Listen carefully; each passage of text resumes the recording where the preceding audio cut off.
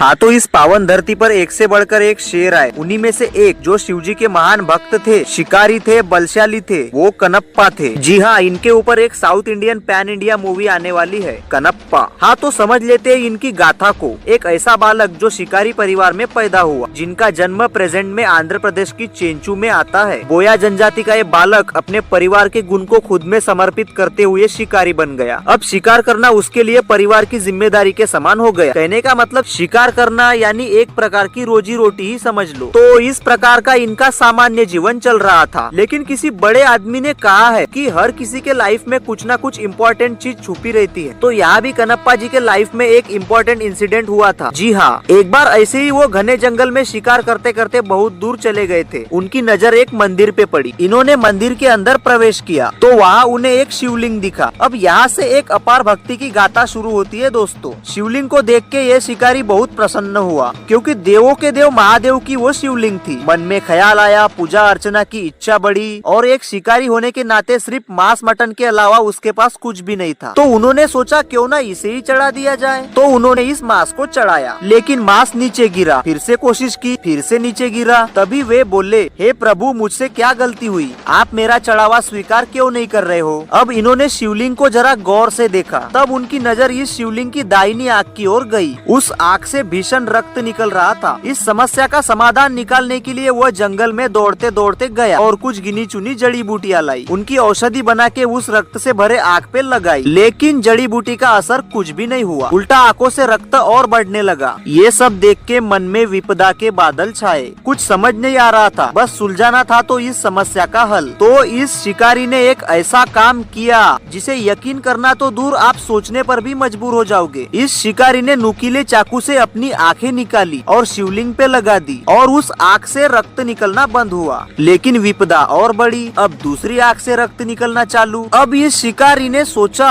अगर मैं अपनी दूसरी आंख निकालूंगा तो मुझे रक्त से भरी शिवलिंग की दूसरी आंख दिखाई ही नहीं देगी। तब शिकारी ने उस शिवलिंग के आंख के ऊपर पैर रखा। अब वह अपनी दूसरी आंख निकालने ही वाला था। तब स्वयं साक्षात महादेव जी उसके सामने प्रकट हुए। शिकारी उनके चरणों में गिर पड़ा। शिवजी ने उस भोले भक्त की आंख लौटा दी। ये उसके लिए इम्पोर्टेंट नहीं था, बल्कि उसकी शिवजी के प्रति भक्ति ये इम्पोर्टेंट थी। ऐसा भक्त आज के दौर में तो मिलना मुश्किल। शिवजी ने उसे एक नाम दिया। वो नाम था कनप्पा नायनार। भाई, भगवान को अगर पाना है तो ऐसी भक्ति आपके अंदर होनी चाहिए। मतलब यहाँ आंखें निकालने की बात तो नहीं हो रही है, बल्कि यहाँ बात हो रही है किसी के मदद करने की। क्योंकि सामने वाले की मदद करना ही भगवान को पाना होता है, उनकी पूजा अर्चना करनी होती है। बस यही कनप्पा ने साबित करके दिया। ऐसे महान भक्त की अपने भगवान के प्रति गाथा अगर आप बड़ी स्क्रीन पे ना देखोगे तो आप फिल्में क्यों देखते हो यार? कोई मतलब ही नहीं ना फिल्म देखने का। दिल से रिक्वेस्ट है मेरे प्यारे भाइयों, आप इस सिनेमा को जरूर देखने जाओ, साथ में छोटे बच्चों को भी ले जाओ। बस यही मेरी आपसे आशा है।